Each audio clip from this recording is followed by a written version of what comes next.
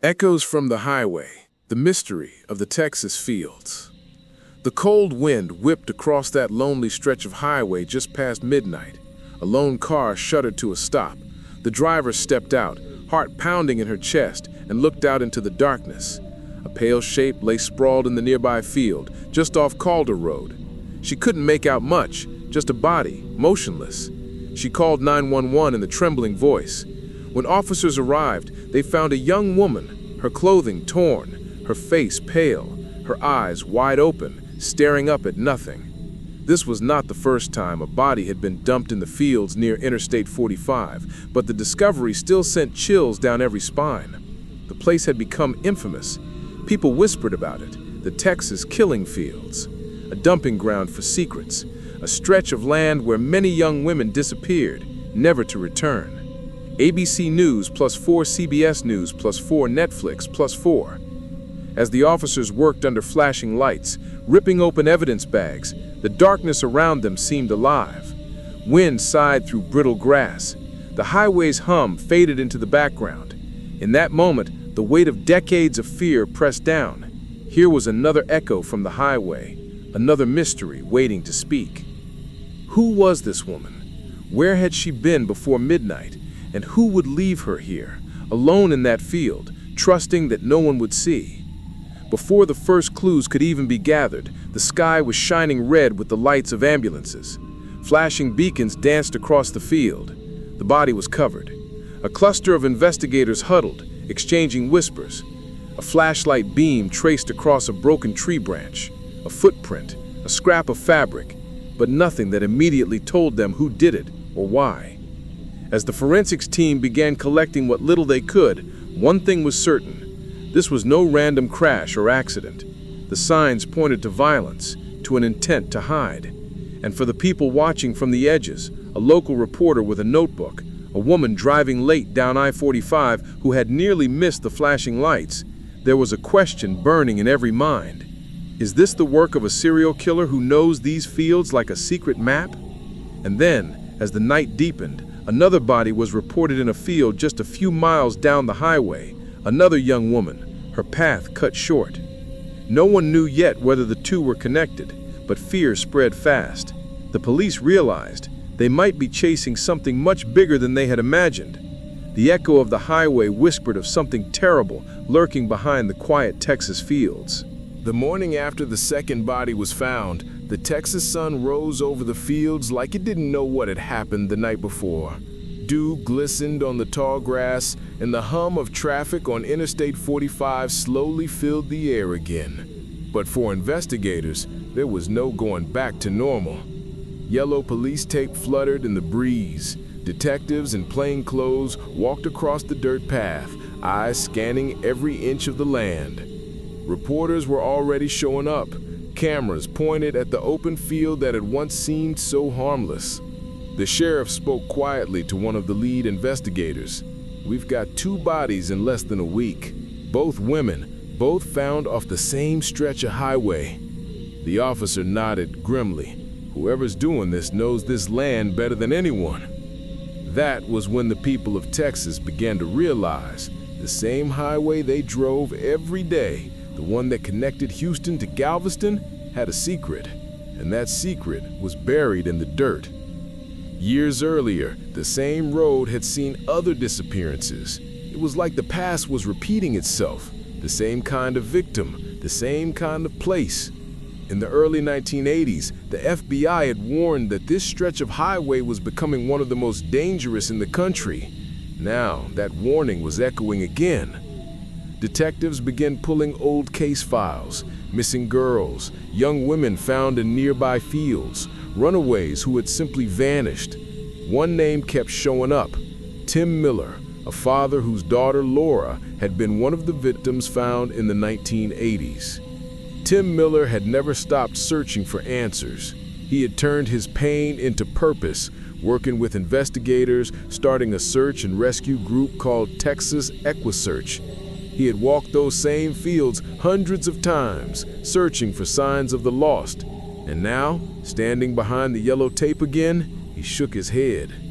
"It's happening again," he said softly. Investigators brought in dogs trained to detect human scent. They combed the area with drones and shovels, scanning every mound of dirt.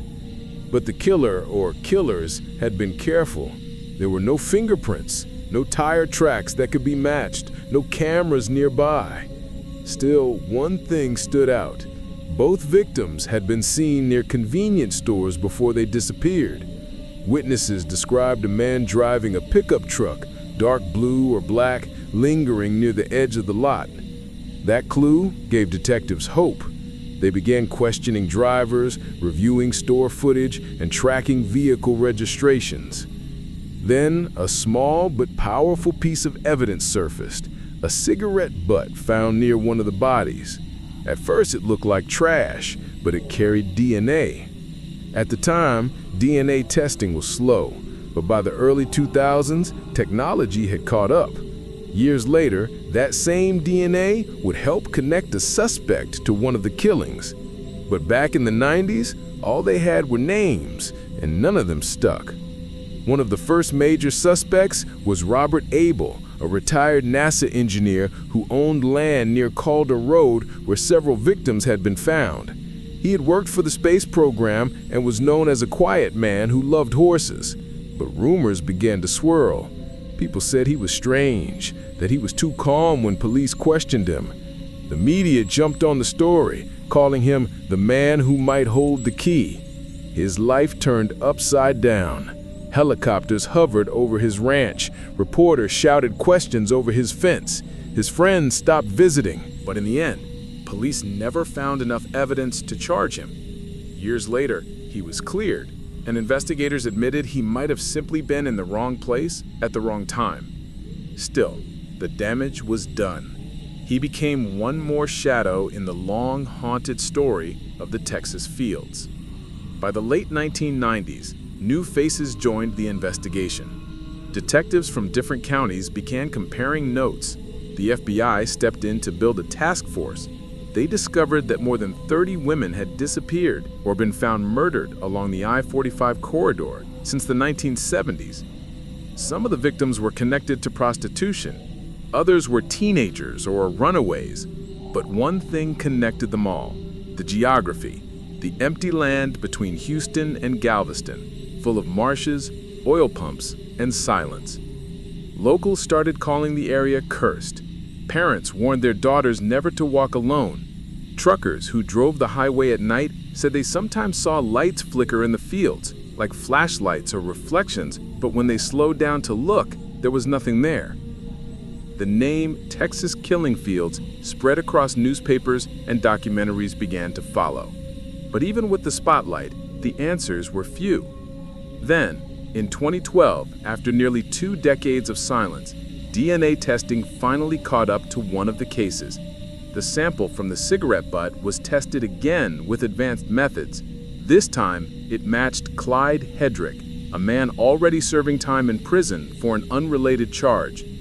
Hedrick had once been a construction worker who lived in the area. He had a criminal past involving violence against women. When police questioned him, he denied everything, but evidence linked him to at least one of the victims found in the fields.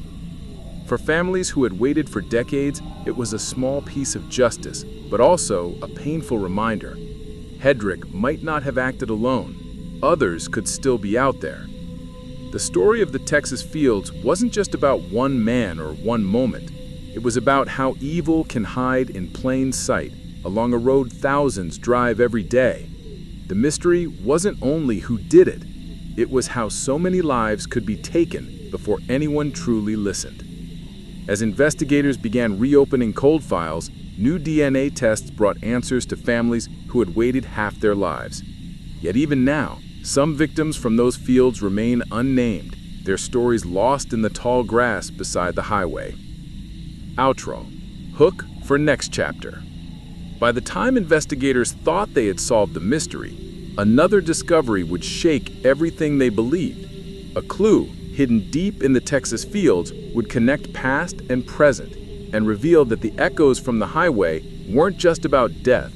They were about survival, persistence, and voices that refused to be forgotten. In the next chapter, we'll uncover how modern technology and determined families helped bring long-buried truths to light, and how one father's promise changed the way America searches for the missing. The wind rolled over the Texas fields again, carrying with it a sound that wasn't quite silence: the hum of the highway, the distant barking of dogs, the quiet echo of memories that refused to fade. It had been decades since the first body was found off I-45, but the land still felt heavy. To the people who lived nearby, the fields were no longer just grass and dirt. They were a reminder that some stories never really end until the truth is found. One man who understood that truth better than anyone else was Tim Miller. Every morning before sunrise, he would drive his truck toward the very same fields where his 16-year-old daughter Laura Miller had been found back in 1986. He didn't come to mourn anymore. He came to work. After losing his daughter, Tim had made a promise: no family will ever have to search alone again. That promise turned into Texas EquiSearch, one of the most respected volunteer search and rescue organizations in America. They started it with nothing but a horse trailer, a few volunteers, and an old radio. But over the years, it grew into a force of hope, using helicopters, drones, and trained teams to find missing people all across the country. Every time they found someone, alive or gone, Tim said it felt like giving a voice back to the lost. But the mystery of the Texas fields wasn't finished. In 2019, investigators reopened several old cases from the same region, now armed with cutting-edge forensic technology. They used genetic genealogy, a method that compares crime scene DNA with profiles from public ancestry databases to identify victims who had remained Jane Does for decades. That year, they finally put names to two of the unidentified women, Audrey Lee Cook and Donna Gonzalez Prudhomme. For their families, the news was bittersweet. They had waited more than 30 years for an answer. But now, at last, they could visit a grave with a name. The identifications also reopened old questions. If Hedrick had been linked to one murder, could he have been connected to others? Or were there still different killers hiding behind the same stretch of highway? The FBI wasn't sure. The new evidence proved what they had feared all along. There wasn't just one killer. There were many. By 2022, the case had gained national attention again, this time through documentaries and true crime investigations that brought fresh eyes to old evidence.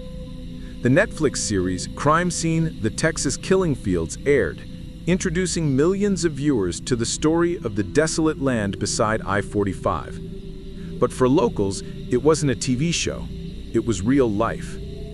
Reporters returned to League City, where some of the fields were still untouched, the same dirt paths, the same overgrown weeds. A few wooden crosses marked the spots where victims had been found, weathered by time and sun. Tim Miller stood there once more, his hat in his hands. "I think the fields remember," he said quietly. "They remember everything." Then a breakthrough no one expected arrived. In 2023, after decades of waiting, DNA evidence helped confirm what investigators had long suspected. Clyde Hedrick was responsible for more than one of the women found near Calder Road. The case finally went to trial, and though the years had worn down witnesses and blurred memories, science didn't forget. For the families who had fought for justice since the 1980s, the verdict was a mix of relief and heartbreak. They had their answers, but no closure could truly fill the years of loss. Still, something remarkable happened in the aftermath. Cold cases from other states began reopening. Texas EquiSearch was now being called to help across the nation: Florida, Ohio, Louisiana, anywhere someone was missing. Because the lesson from the Texas fields had spread, no one should be forgotten, no matter how long it takes. Even today, there are still unsolved disappearances linked to that lonely stretch of Interstate 45. The FBI lists the region as one of the deadliest corridors in the United States for women and young girls.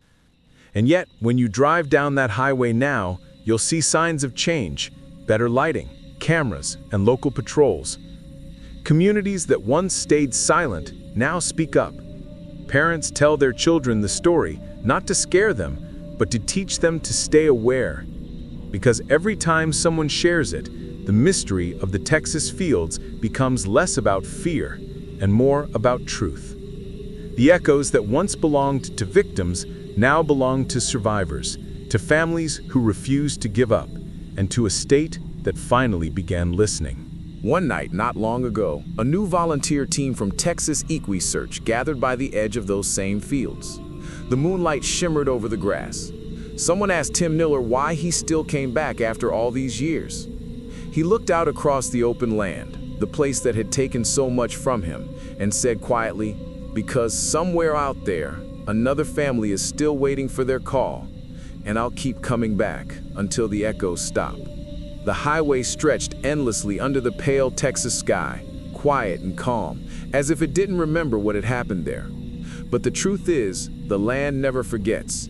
The fields may look peaceful now, but underneath that soil lies decades of stories, of lives cut short, of families who never gave up, and of a community forever changed. By 2024, the once forgotten strip of land off Interstate 45 had turned into something different. Not a place of fear, but of remembrance. The wooden crosses, once weathered and broken, had been replaced with small white markers bearing the names of the victims.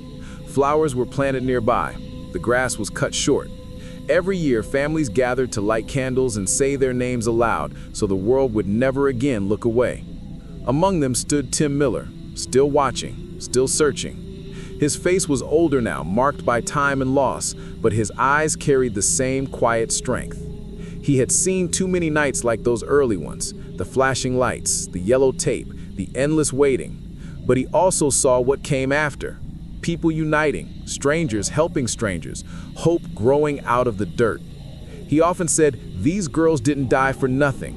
Their story changed the way we search, the way we care." And he was right. Because of the tragedy of the Texas fields, new technology was developed. From DNA genealogy databases to coordinated missing person networks across states. The lessons learned here changed how America investigates disappearances. The story of these fields became a blueprint for reform, reminding police that every name matters. But even as justice found some, questions still echoed in the dark. There were files that never closed, missing women whose families still waited by the phone, still hoping for the knock on the door that would finally bring an answer. In 2024, one of those families received that call. After decades, investigators used a new DNA trace to identify Jane Doe number 7, a young woman found near League City in the late 1980s. Her name was finally restored. Her family wept, not because of the pain, but because the waiting was over. And across the country, others saw that moment and felt hope. The technology that started here was now being used nationwide to reopen thousands of cold cases. Each success echoed the same message: it's never too late to tell the truth. As years passed, the story of the Texas field became more than just a crime case. It became a symbol of resilience. Students visited the site to learn about forensic science. Volunteers came from across the U.S. to train with Texas eeriest. Local police used the lessons from those early failures to build one of the most advanced missing person systems in the country. And each time a lost person was found, whether in Texas, Louisiana, or Ohio, someone whispered, another echo answered. Late one evening, long after most people had left the memorial, Tim Miller stood alone at the edge of the field. The air was still. Fireflies glowed faintly across the grass. He could almost hear the voices of the families he had helped, the daughters and sisters whose names had finally been spoken again. He placed a single rose on the ground and whispered, "You're home now." Behind him, the sound of a car passing on I-45 broke the silence, that familiar hum that had always been there, carrying memories down the road and across the years. The echoes of the highway no longer sounded like sorrow. They sounded like remembrance. The Texas fields will always carry their secrets, but they also carry something far more powerful: hope. Hope born from tragedy. Hope carried by those who refused to stop searching. Because what began as a story of loss became a story of courage, of people who turned heartbreak into change and silence into a promise that no one will ever disappear without being remembered again. And so, when the wind moves through the grass along Interstate 45, you can still hear it. Not the sound of fear, but of voices whispering through time. We're still here. We've been found. Don't stop listening. The echoes from the highway will never fade, because now they speak for the living. Don't forget to click the bell and hit that like button to stay updated.